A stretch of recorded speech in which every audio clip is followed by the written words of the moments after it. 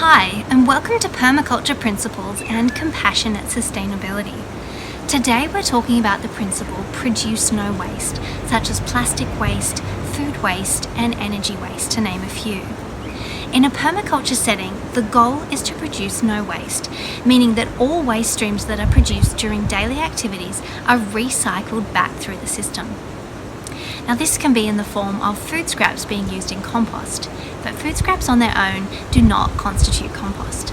Compost is a mix of nitrogen-rich greens such as grass clippings, carbon-rich browns such as dried leaves, and food scraps and water.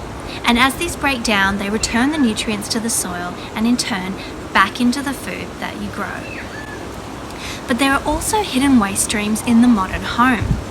Many of us stand idly by as litres of cold water go down the drain as we wait for our hot showers to start.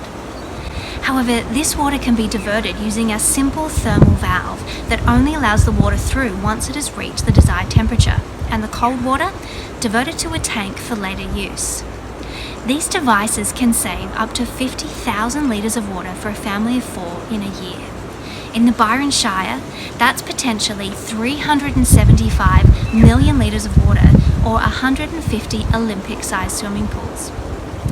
Another hidden waste stream is old fridges and freezers.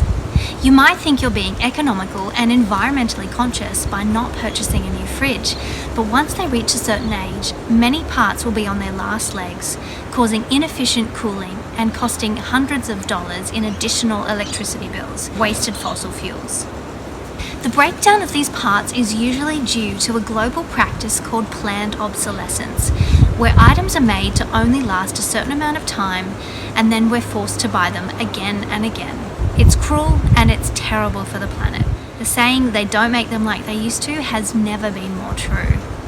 Repairing white goods is a great solution, but at some point most will need replacing, especially if the parts are no longer available.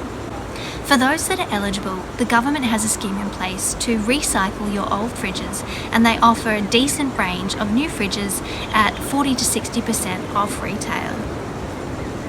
Here at Shirley Temple, we're doing everything we can to produce as little waste as possible, and we aspire to create a zero waste site using a veganic permaculture system. Yes, it's actually a real thing. It's been around for decades and it's spreading across the globe with great momentum. As a point of interest, there is a new international standard called Biocyclic vegan agriculture for purely plant-based organic farming. But like 32% of Australians and 45% of the world's population who either rent or can't afford their own property, creating a fully functioning permaculture site is likely a future-based dream and not a current reality. As in life, we don't start out with something and immediately have all of the answers, like learning to walk, riding a bike, or learning a language. We learn in stages, and permaculture and producing no waste are no exceptions to the rule. So if you're in a similar boat to us and have no means of adopting a complete permaculture system right now, there are many things that we can all do to strive towards a compassionate, carbon-neutral existence. Here are some of the ways that we can immediately lighten our load on the planet and reduce our carbon footprint overnight. Stop using straws and other single-use plastic items. Learn to make toothpaste, shampoo bars, and soap.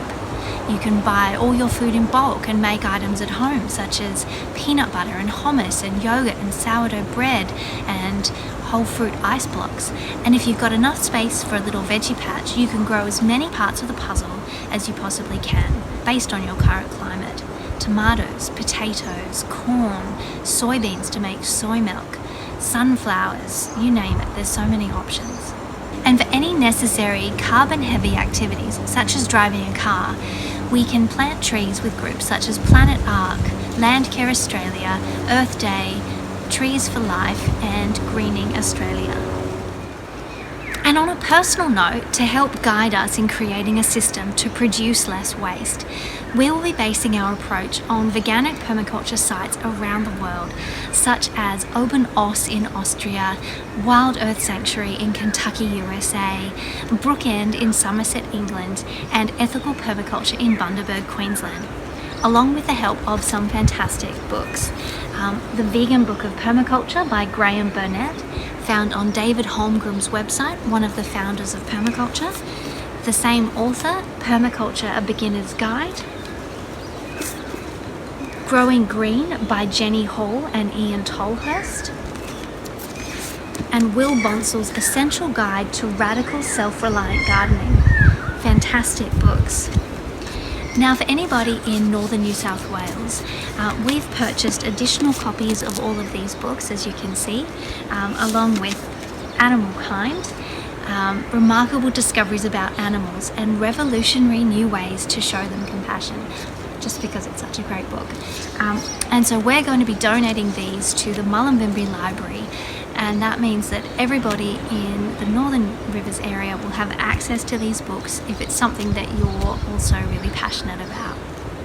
To further help rid the planet of plastic waste, there are some highly innovative millennials out there working hard, such as Boyan Slat, the founder of the Ocean Cleanup. He has created several inventions to help rid the world of plastic waste, such as the Interceptor, designed to stop the tap and remove all plastic waste from the worst polluting rivers in the world, or System 001, designed to remove plastic waste from the oceans.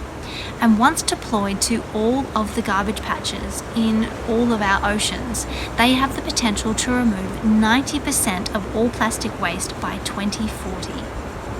By continuing to take steps in the right direction, i.e. doing everything that we can every day, we not only lighten the burden on the planet, but we also lighten our own psychological burden. Recent studies have shown that a high percentage of the population, particularly those under 25, are experiencing high levels of climate and environmental anxiety. So by being as sustainable as possible, producing as little waste as is feasible in your situation, and recycling and reusing wherever possible, this will reduce those feelings of anxiety and stress. And the more you do, the more others around you will want to do the same thing. Compassionate sustainability is infectious. Together, we can work towards a society that produces no waste and where all living things, flora and fauna, are free to flourish. Thanks for watching.